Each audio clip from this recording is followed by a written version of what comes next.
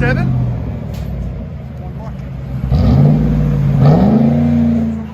So it was straight pipe before, and it was just way too loud for him. We did the duals on it a while back. So we put him a Flowmaster Super 10, as you guys can see right there. Single in, single out. Left the duals alone because everything works fine on them. So we just added the Flowmaster Super 10 to it. There and there. Into 4-inch roll tips. There and there.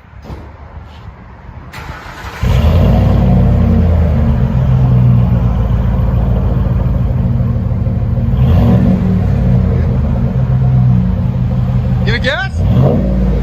So it's a lot cleaner. You guys hear the sound of it now? Nice deep tone.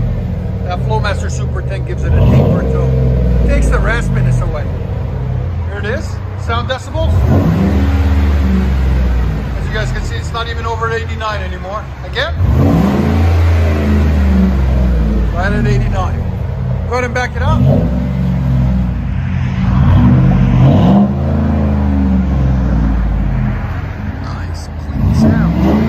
There'll be a link in the description for that, for the muffler. Much better. Let you guys hear on the inside.